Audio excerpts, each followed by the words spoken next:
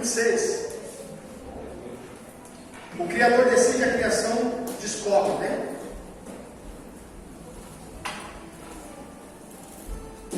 Esses dias aí, irmãos, eu ministrei, eu não sei quem é que foi um irmão aí, mas me pegou e disse assim para mim, pastor, eu acho que não vai dar certo para mim essa igreja. Eu disse, mas por que, querido? Até não deu para nós terminar a conversa, depois a gente conversou pelo WhatsApp, acho que ele não tinha coragem de falar para mim. Esse pastor não vai dar certo. É muito, não é pesado, pastor, é muita realidade no texto, muita verdade. Eu falei, mas o que tu procura? Porque você procura alguma coisa, né, irmãos? Ah, pastor, sabe, né? Estou acostumado. Eu nem perguntei, irmão, de que ministério ele é, sabe? Sei lá, talvez alguém ocultou a verdade dele e ele foi levado a Alice no País das Maravilhas. Que tem que dar tudo certo para ele. Esses dias eu estava conversando com a Déia, a gente saiu para caminhar, e disse assim para mim, estou caminhando, glória a Deus. Ele disse assim para mim, vai ser sempre sofrimento? Eu falei, não, quem disse que vai ser sempre sofrimento? Ela me pegou a mensagem de mim, vai ser sempre sofrimento? Sempre sofrimento? Não, eu tenho alegria em meio ao sofrimento. Eu consigo sorrir em meio à dor. Mas eu falei, tem mais gente falando que vai dar certo do que gente dizendo que se prepara para aquilo que é dor. Então eu talvez tomei a decisão de descrever um pouco mais da realidade, porque já tem bastante gente dizendo que vai dar certo. Amém? Bom, na rede social, se colocar na internet, tem bastante gente dizendo que vai dar certo. Então você precisa ter alguém que vai dizer que não vai dar certo. Né? Ou que existe uma verdade, né? Que é diferente dessas que eles passam para nós. Como eu disse, igreja não é para proteger você, ensina você a viver no mundo. Então eu tento criar crente aqui, não crente bolha de sabão, que qualquer coisinha pufa explode. Não, porque crente bolha de sabão tem um monte, irmão. Tem um monte. Então eu pretendo trabalhar na tua vida para que você não seja um crente bolha. Né? Que assim que aparecer uma circunstância, uma dificuldade, você corre. Ou vai lá para o pastor, mas o senhor disse que ia dar tudo certo, pastor. Eu não disse isso aí, não. Ninguém vai chegar em mim dizendo isso. Uma coisa que eu aprendi é que quando o nosso gabinete é fraco é porque o púlpito é forte. Quando o gabinete é fraco, o pastor é porque o púlpito é forte. Já peguei muita gente que escutou a mensagem antes de pregar, né? Pastor, eu preciso falar com o senhor. Depois eu preguei, depois que a gente me ensinou a palavra, assim, não precisa mais. Beleza, já entendi. E é bom isso, irmãos. Sabe o que é bom? É que você não é sequestrado pelo sentimento de culpa, amém, e de feridas. Pessoas feridas ministerialmente tem de monte aí, irmãos. Tem de monte aí. Esses dias eu estava pensando sobre isso, a Déia até falou para mim, eu falei, não, Déia, tá bom, tudo bem. Se a gente vai na casa de um casal, eles adoram o David Leonardo, nada contra. Beleza. Então, mas eu, sei lá. Pois é, mas eles querem perguntar para ti, você não pergunta para o David Leonardo, não para mim. Não pergunta para mim, eu vou trazer para uma realidade diferente. É complicado. E às vezes a gente se sente culpado. Eu já ministrei muita coisa aqui, eu vou abrir meu coração. Posso, irmão? Um pouco de alma aqui. Eu já ministrei aqui que eu saí daqui, que eu saí assim, Jesus. Eu cheguei na porta e eu disse, meu Deus, eu não vou falar mais, eu vou me calar, chega. Aí o irmão que congrega aqui conosco, o crente dinossauro, que é desse, já escutando, eu até me disse assim, vou dizer uma coisa para ti, se tu parar de falar aquilo que Deus manda falar, eu sou o primeiro a ser dessa igreja. Vamos aí, fortaleceu mais. E agora essa saída que a gente deu, que a volta, e alguns irmãos escreveram umas cartas aí. Eu li as cartas, uma por uma. E aí, falou, me fortaleceu, me incentivou para continuar fazendo, né? Porque irmãos dizendo assim, pastor, é tão bom, porque a mensagem nos traz para o mundo real, para aquilo que é verdadeiro, descreve a realidade como ela é. E sem passar o pano por cima. Porque eu me preocupo muito, irmãos, se aquilo que está por vir também vai fortalecer você ou vai derrubar você. Esse tempo é um tempo de diferenciar, um tempo de separação dos melancólicos daqueles que realmente são verdadeiros em Deus. E eu vejo para você, eu vejo que Deus está te moldando, te capacitando. Que nem diz o irmão que congregava conosco. Agora eu estou em outra igreja, quando eu escuto outra mensagem, 2 anos. Eu porque massageia nosso ego e nos conforta. Conforta. Esse tempo é um tempo bem perigoso, porque o conforto é o que a gente mais procura. Se sentir confortável. Não agride a minha carne, porque senão eu não venho mais. Não fala para mim as verdades que eu já sei, senão eu não venho mais. Pastores que já negociaram a missão da igreja, que tem medo de falar porque o baita dizimista da igreja pode sair. Que já negociaram a verdade.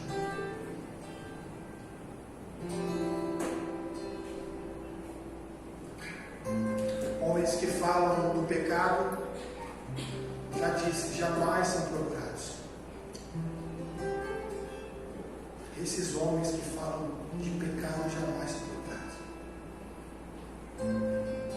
Você pode ver que suas visualizações lá, você pode ver que suas mensagens elas não são compartilhadas. O que é compartilhado? Tudo que trabalha na emoção e no ego da pessoa. O egocêntrico. Você é o centro da minha pregação. Você é o centro da minha mensagem. Eu vejo que a gente começou, e de um tempo para cá, a poluir a nossa mente com tantas informações que não tem base bíblica. Isso pode, lá na frente, nos danificar, irmãos. Nos danificar. É forte isso. O Criador decide, a criação descobre. Todas as verdades de Deus reveladas, todas as verdades reveladas de Deus estão seladas até que sejam abertas por meio da obediência. Sabe, irmãos?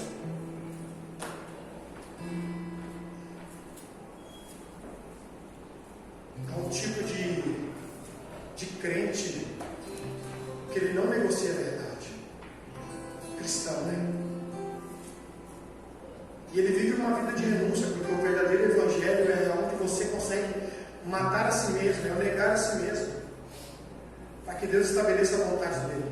Então não é a respeito de sentir prazer, né? Porque hoje é o que a gente precisa, o que a gente quer, o que a geração procura muito, né? Tu vai perguntar para a geração o que eles querem: prazer. Eu te faço uma pergunta: você que é maduro na fé, você quer prazer ou maturidade?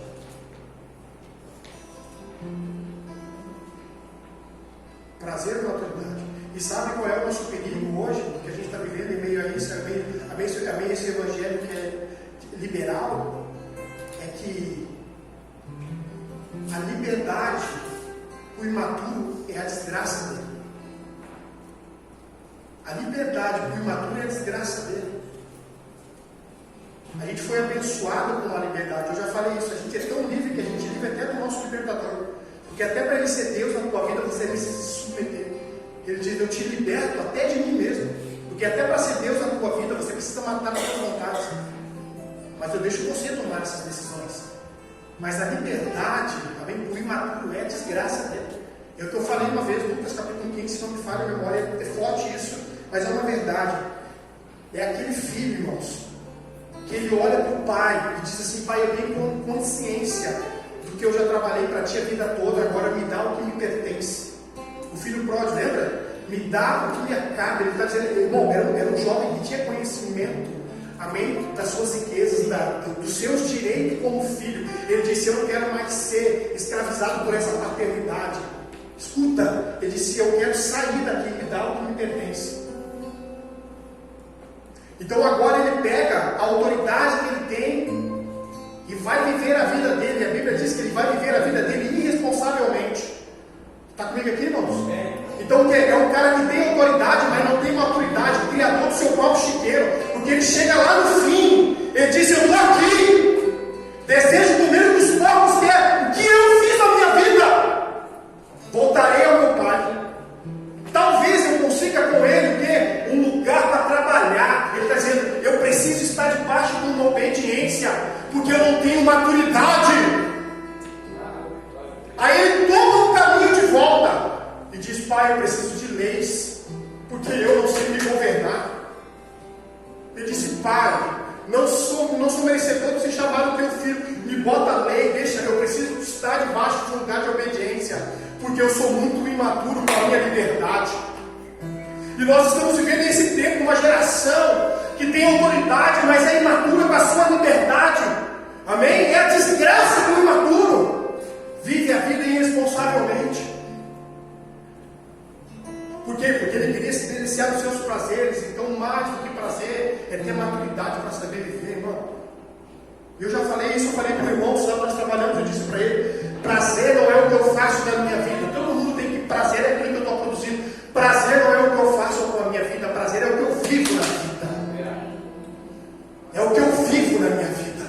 Eu vivo uma vida de prazer. Todos os excessos sem transbordar. Se eu estou em casa comendo um ovo com arroz e feijão, que é uma delícia, né? Glória a Deus. E daí daqui a pouco eu saio e vou comer um churrasquinho, irmão, aquilo ali eu estou transbordando. Mas não significa que eu não tenho prazer comendo pão com ovo. E o maturo, o que tem maturidade entende isso. Ele não é sequestrado pelos seus desejos. Ele tem o controle e o domínio de si mesmo. Uma promessa, uma ação e um resultado. Repita comigo, uma promessa, uma ação e um resultado. Amém, queridos? Escute.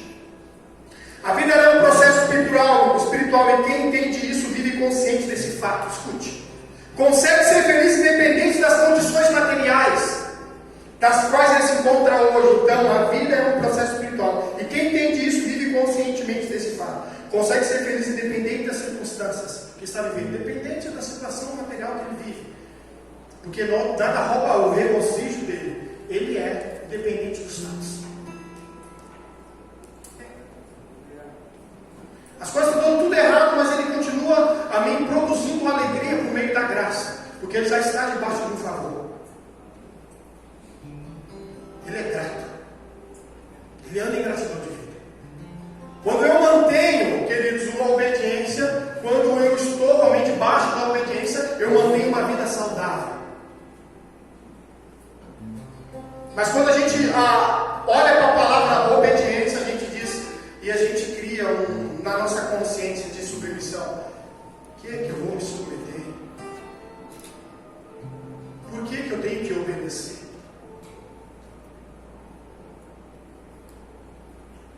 Estabeleça um princípio de prioridade saudável. Priorize um princípio saudável na tua vida. Estabeleça um princípio saudável. Estabeleça um princípio saudável na tua vida. Amém, irmãos? Faça o céu e a terra e a palavra seja Bíblia para esse tempo, irmão. Porque os homens que não são Bíblias vão ser levados por qualquer frase de impacto. Seja Bíblia nesse tempo. Em Gênesis capítulo 26 diz assim: houve fome naquela terra, como tinha acontecido no tempo de Abraão. Por isso Isaac foi para Gerar, onde Abimeleque era o rei dos filisteus. O Senhor apareceu a Isaac e disse: não desça ao Egito, procure estabelecer-se na terra em que eu lhe indicar. Permaneça nessa terra mais um pouco, e eu estarei com você, abençoarei, porque a você e aos seus descendentes darei todas essas terras, e confirmarei de juramento que fiz ao seu pai Abraão. Tornarei seus descendentes tão numerosos como as estrelas do céu, e lhe darei todas as terras, e por meio da sua descendência todos os povos da terra serão abençoados. Porque Abraão me obedeceu e guardou os meus preceitos, meus mandamentos, meus decretos, minhas leis. Isaac assim ficou em Gerar. Então, a bênção começa com a promessa, se manifesta como uma ação e se consolida com o resultado. Amém? Mas tudo isso acontece quando você mantém uma vida em obediência debaixo daquilo que Deus disse. Por que tem pessoas que conseguem gestar a sua vida sem complicações extremas? Tá? Para a gente abrir um parênteses. Por quê? Porque a palavra de Deus vem primeiro e antes dos seus sentimentos. Escute, ele escuta também o que Deus disse. A fome na terra, com certeza. Preste atenção. Mas eu quero que você se submeta a esse ambiente. Fique aqui. Porque assim como eu fui com teu pai, eu serei com você. De um tempo para cá, a minha distorção da linguagem do reino, amém, os princípios e valores começou a perder força. Por quê? Básico que eu vou te ensinar agora. Escute só. Lembra um tempo atrás, irmão, que a gente, tempo que jogava bola na rua, assim, jogava taco, só pra você entender, lembra? E a gente botava na rua lá o taco, né? Esse cara, não sabia que eu ia entrar na bola, né? Porque bater no taco eu não sabia. Então a gente ficava ali, né? E aí, quando passava alguém mais de idade, o que a gente dizia? Para tu, licença, não era assim? Ou jogava futebol, libertava o dedo do pé, né?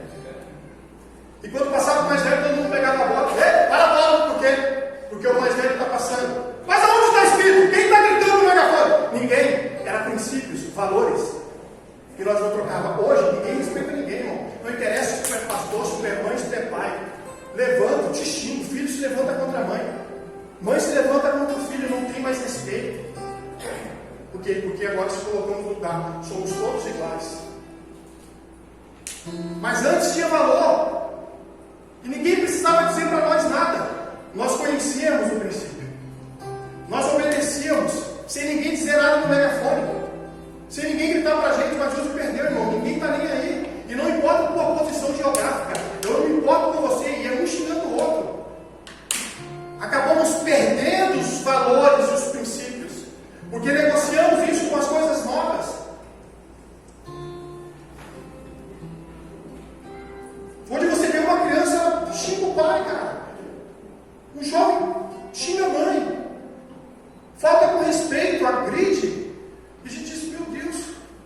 Bom, meu Deus do céu. Mas apanhava, como é que apanhava? Deus do céu. Ou batia em nós, irmão.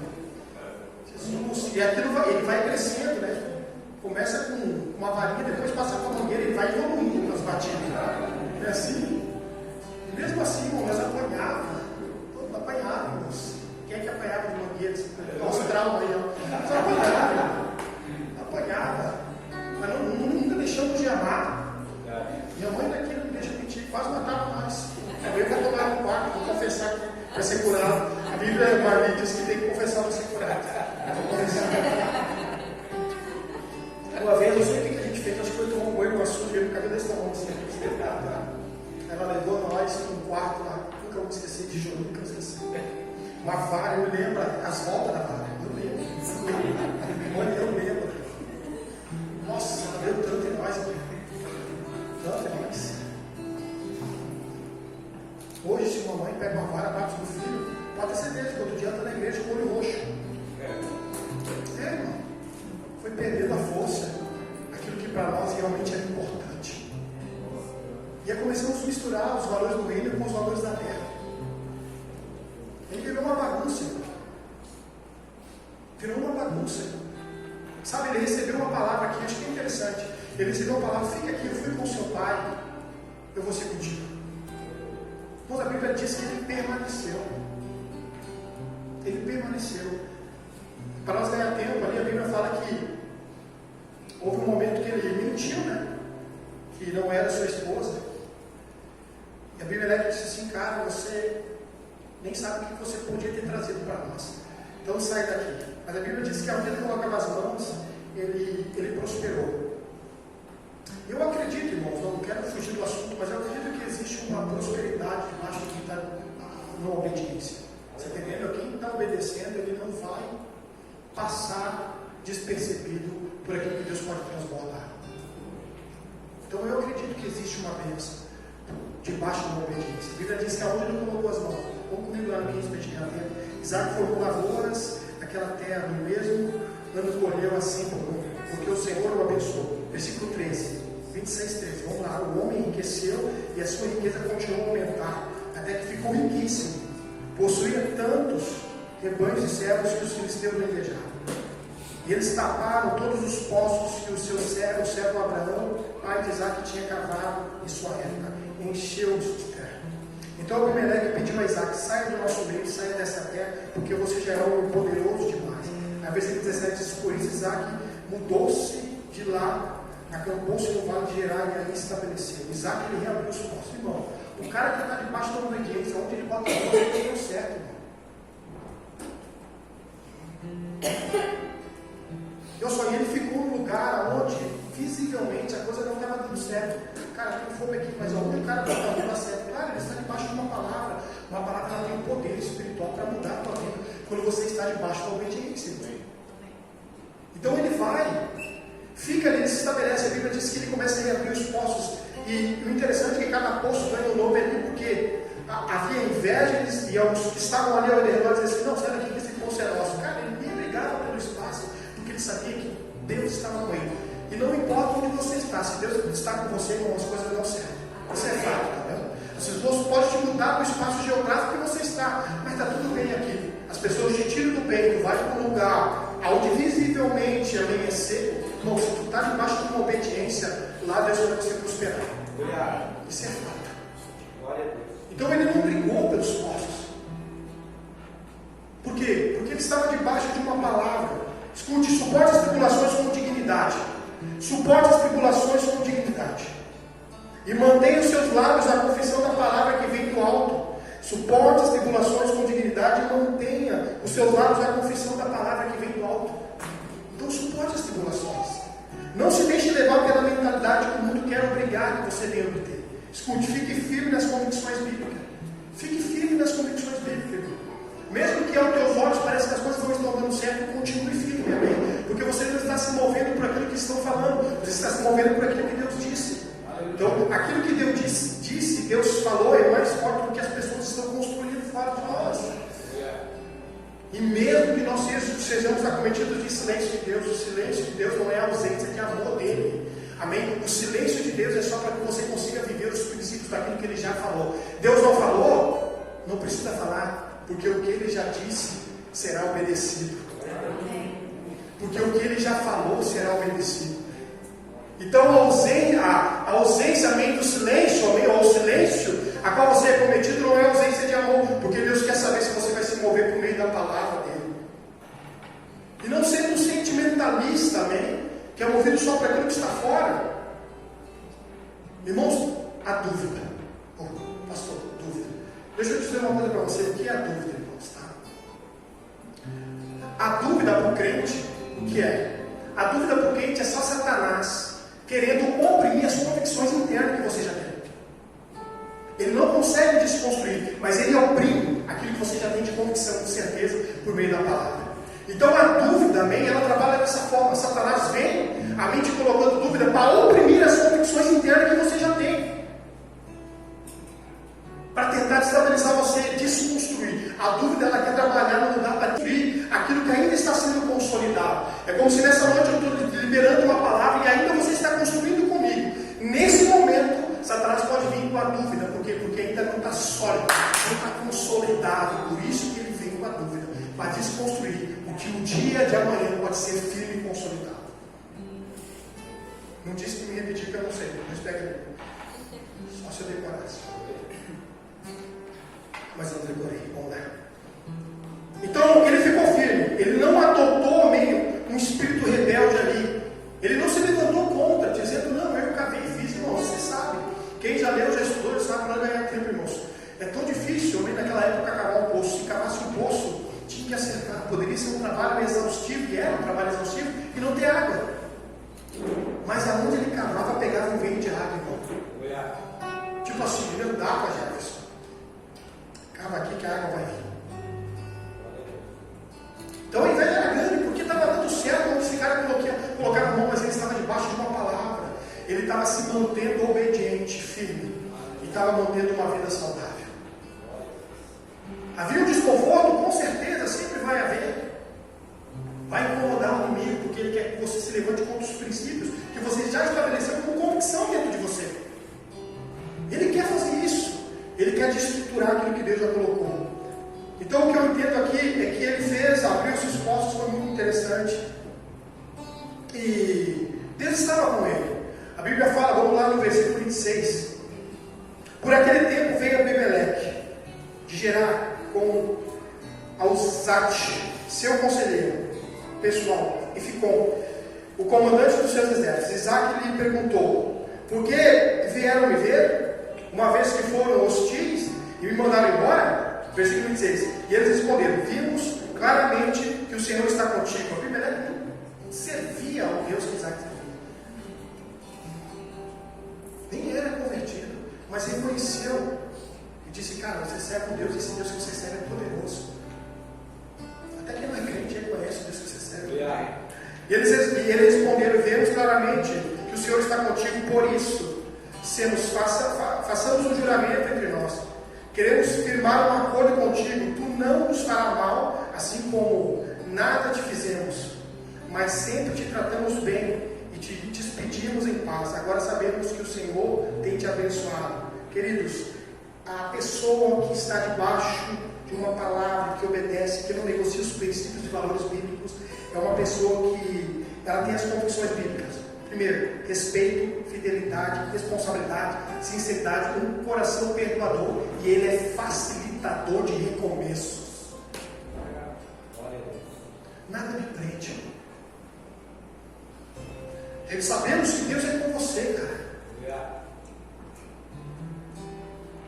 É um facilitador de recomeço.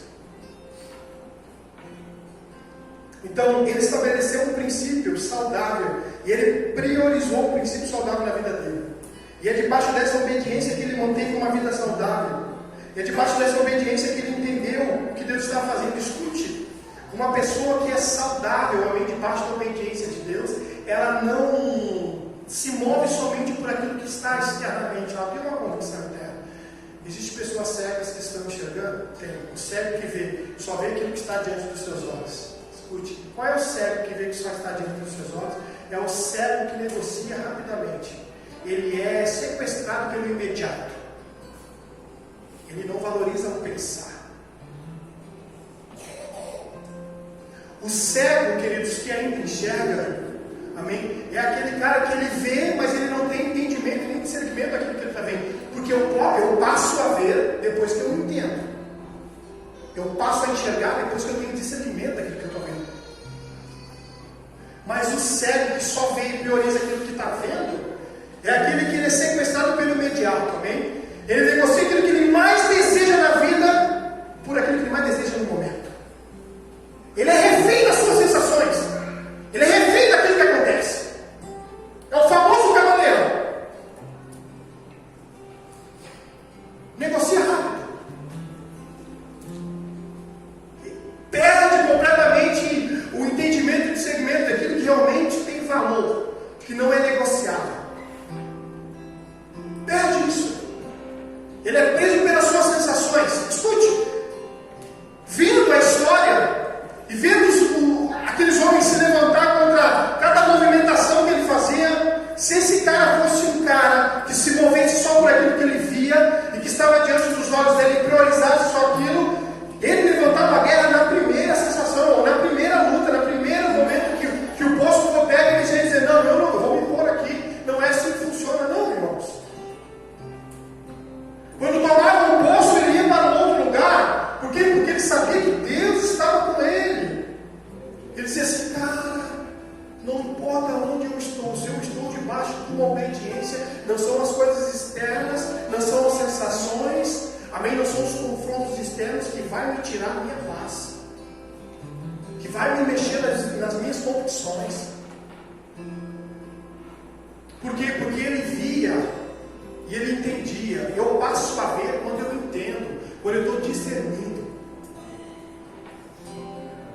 Um dos nossos maiores problemas é que a gente só consegue enxergar o nosso campo, e não além do nosso campo. A gente é a transcendência, né? Não passa do limite. Eu enxergo esse campo, e se sai desse campo, tu está errado, irmãos. Ver é entender e discernir o que acontece fora do teu campo. Valoriza o pensar.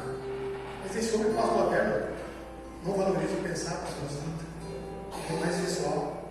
Rejeita as tradições judaicas, as verdades. É aquele cara que não respeita o mais velho, que aponta o dedo na cara do mais velho.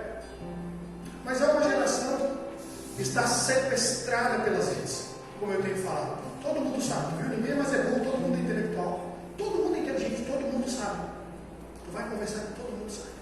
Sabem tudo, eles só multiplicam, amém, aquilo que já ouviram. Não interessa se tem base bíblica, se é forte, eu vou falar. Tu vai perguntar no livro, lê um livro do ano. Mas é uma cruz de informações que não gera formação nenhuma.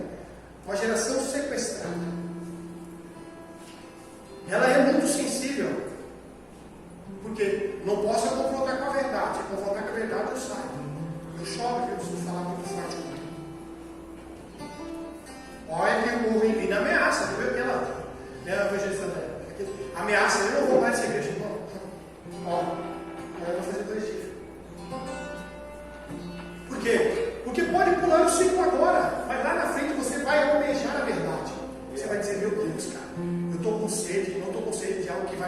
silenciar verdades que vão me confrontar, que vão me trazer para a realidade.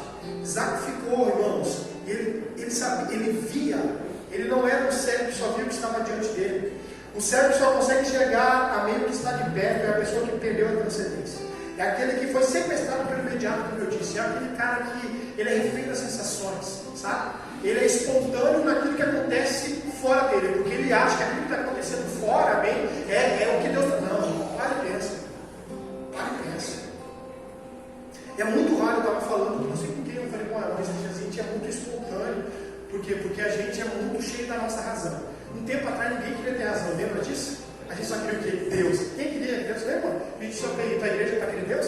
Eu quero Deus, Senhor, eu só te quero, Senhor, eu só te quero. Hoje a gente vem para a igreja, amém? E aí a gente se torna o quê?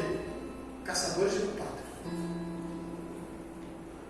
E a gente observa mais e adora menos. E criticamos, porque somos inteligentes para criticar. E defendemos nossas razões. Não importa se a minha verdade de fé é minha. E quando eu termino com a minha razão, você entra com a sua. Defendemos as nossas verdades. E não importa se vamos seguir.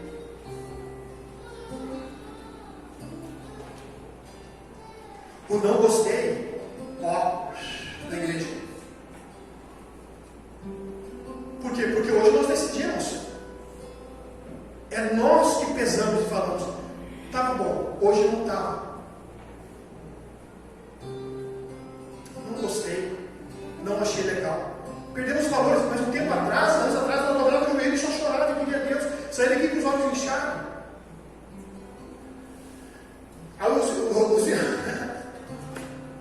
Aí os irmãos mais tempo, chegavam para a porta lá, tu viu a fulana lá, eu não quero te não sei o que, não, porque o meu irmão, sei lá, irmão, eu quero Deus, lembra? Sempre tinha um incrédulo fariseu que queria desmontar aquilo que Deus construiu dentro de você. Sempre tem, o joio não é bom, o joio sabe depois, tá bom? Tirei uma vassoura, não, deixa quieto, não faz parte. A diferença do joio e do trigo, ambos estão de pé. Joio. De pé com o trigo, mas o trigo ele se curva, porque o trigo tem semente, o joio, como é vazio, tá? É só trigo que tem semente que se inclina. O joio, ele é vazio, está sempre erguido. Estuda lá e busca lá. Então ele é um facilitador, como eu disse. Então Isaac ofereceu-lhe um banquete. Eles comeram e beberam na manhã seguinte, os dois fizeram um juramento. Depois Isaac despediu e partiram em paz. Naquele mesmo dia, os servos de Isaac vieram e falaram sobre o poço que tinha acabado e disseram: achamos água. Isaac deu-lhe o nome de Selá, e por isso até o dia de hoje aquela cidade é conhecida como Berseba.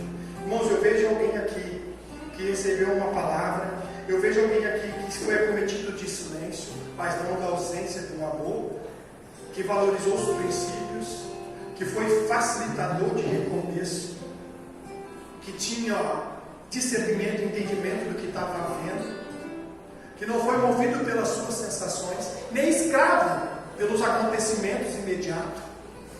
Alguém que sabia onde estava andando e sabia quem estava servindo. Deus tem queimado isso no meu coração, dizendo: você sabe aonde você anda, você sabe a quem você está servindo, quando você se mantém debaixo de uma obediência, que é a minha palavra. Eu quero viver o sobrenatural de Deus, e esse tempo, eu vejo que é um tempo que Deus quer se revelar para nós. Mas pastor, como é que eu chego nesse lugar? Através da obediência. Através da obediência. Através também da confiança. Ouvir a fome, lembra? Preciso trazer, vamos minar. Fome. O estado geográfico, a situação não é. Mas se Deus está dizendo para mim ficar, eu vou ficar. E se eu devo ficar, eu não vou ficar parado, eu não vou ficar parado aqui. Então, o Criador decide, a criação vai descobrindo. E as verdades de Deus, elas estão seladas até que elas sejam abertas por meio da obediência. Uma promessa, uma ação, um resultado. Por quê? Porque alguém ouviu, amém, e deu ouvido. Porque alguém enxergou, amém, não só o que estava diante dos seus olhos, estava entendendo. Passo a ver quando eu entendo e quando tenho discernimento. E aí você não é sequestrado, não. Ele tinha liberdade, a mente de sair, de dizer, não é aqui o lugar. Olha os confrontos que está acontecendo aqui. Não é aqui o lugar que eu vou abrir postos. Aqui não está dando certo. Ele poderia ter saído daquele estado, daquele lugar onde ele não saiu. Ele disse, muito mais vale a palavra de Deus do que a palavra dos homens. Vou permanecer. Vou me submeter. Vou obedecer. Não vou usar da minha liberdade e da minha força para abrir poço em lugar que Deus disse que não é para minha vida. Fique ali. Botar a mão e dar certo. Só quando a gente está debaixo do reino de Deus, da vontade de Deus. Que vida é essa que nós temos que viver hoje? É a vida onde o que mais importa para nós é agradar o coração de Deus, amém? Quem nós queremos agradar? Qual o coração de Deus? Qual o coração nós queremos agradar? Desculpa. Qual o coração que nós queremos agradar, irmãos? O coração de Deus, amém? Amém. É o coração de Deus que você quer agradar? Amém. Então você precisa se estabelecer, você precisa se firmar na palavra dele, naquilo que Deus está dizendo, naquilo que Deus está falando, para esses dias. Pastor, se eu botar a mão vai dar certo? Se você se manter debaixo da obediência, vai dar. Vai dar. Mesmo tendo os confrontos, mesmo tendo as discussões, se você se manter. Não havia guerra nesse homem, irmão. Sabe o que me chamou a atenção? Que não havia guerra. Ele não queria ter razão, porque ele tinha convicção. Ele não queria ter razão. Ele não tinha dúvida, irmão. Ele tinha convicção. Porque Deus disse para ele assim, cara, assim como eu fui com seu pai, serei com você. Teu pai me obedeceu, você também vai continuar com a mesma cultura de obediência. Então assim que eu fui com seu pai, eu serei contigo. Irmão, não tinha confronto no cara, o cara não brigou por nada, porque ele sabia quem ele era e quem estava com ele. Ele não brigou por direitos, irmão. Escute, por favor. Não precisa fazer isso, irmão. Quando você tem a palavra de Deus como verdade na tua vida, ela mesma se defende, amém? Ela mesma protege você.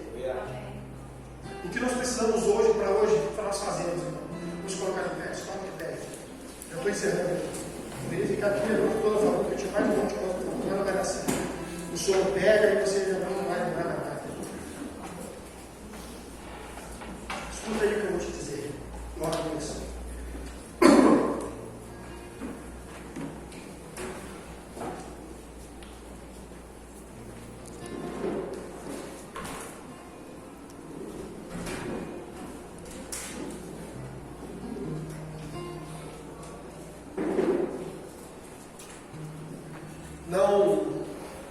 Não negocie os valores e os princípios da Bíblia, né? Olha só como é forte, né? Que diz quando a gente vê uma criança que está crescendo dentro de um lar cristão. Irmãos, ai Jesus, vamos lá. Muitos de nós aqui somos filhos da misericórdia de Deus, amém? Como assim? Talvez não tivemos um bom exemplo no passado. Criamos num lar com muita perturbação. Eu posso falar isso, não tenho dificuldade de falar. A minha família vem do lado materno, né? Todos presos ao álcool, então eu cresci num ambiente onde eu passava a noite toda escutando meu avô brigando com a minha avó, meus tios tudo bêbado, porque nós era que nem a Vila do Chaves, né? Então muitos de nós somos filhos da misericórdia de Deus, sabe? E lembrando desse tempo, sabendo que somos filhos da misericórdia de Deus, que não tivemos um exemplo, que fomos resgatados pelo amor de Cristo, tenho que aquilo que eu passei, amém, não interrompe o meu presente e nem vai afetar o meu futuro. Mas a pessoa que ainda não tem Cristo como seu Salvador, que não entendeu que Ele levou tudo sobre a cruz e curou você, ela ainda consegue ter os resíduos. Mas eu sei que tem gente aqui que é fruto da misericórdia de Deus. Se fosse para olhar para o ambiente passado e se fosse aceitar os traumas, não estaria aqui hoje agradecendo e louvando o Senhor. E isso é o que desperta Satanás uma fúria tremenda, uma fúria muito grande para tirar você desse lugar, para voltar você a um estado onde a tua família estava, preso às maldições e vício. Então você é fruto de uma misericórdia de Deus. Se olhar para aquilo que passou e olhar para agora, você diz assim: pastor, eu consegui vencer. Ainda existem coisas, pastor, que eu lembro e me machucam. Mas sabe, irmãos, a Bíblia diz que Deus, ele sonda o coração. Ele vai lá, ele penetra o coração do homem. Amém, do ser, ele cura, ele sara. Ele muda a nossa vida, o nosso estado mental. Vamos dizer, traumatizado por essas coisas passadas. Por isso que eu digo, irmão, eu digo com todo respeito, com todo carinho, quando uma pessoa chega e me diz assim: cara, eu sou assim porque meu pai era, irmão, vai se lascar, irmão. Eu não aceito isso. Sabe, Senhor, você diz para não tentar mudar e para realmente dizer que a graça te alcançou. Não, irmãos. Lembra que eu falei? Interrompeu agora. Se até agora, amém, eu fui acometido de maldição, eu estou aqui para inaugurar um novo tempo da graça de Deus na minha vida. Porque tudo se fez novo. Esse passo que você dá, confiando naquilo que Deus disse, então Deus, ele mudou, ele curou a gente, ele nos sarou, irmãos. Então fique, cara, eu gosto muito porque esse Isaac, ele lembrou daquilo que o pai dele disse, e ele disse: cara, eu sirvo ao Deus do meu pai. Eu vou ficar, cara, e vai dar certo. Eu não vou ser movido por aquilo que é imediato, por sensações. Eu não vou ser sequestrado por isso. Eu vou permanecer, vou abrir poços. Vou começar a entender, a discernir as movimentações externas, as guerras externas que estão acontecendo. Estão me roubando o poço, mas eu tenho uma visão aberta. Eu compreendo além daquilo que eu estou vendo. Passa do limite do espaço geográfico.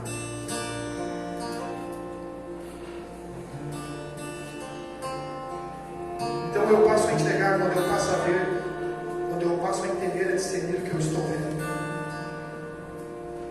Não foi bom? Escute, não foi bom? Tudo bem, irmão, não foi bom.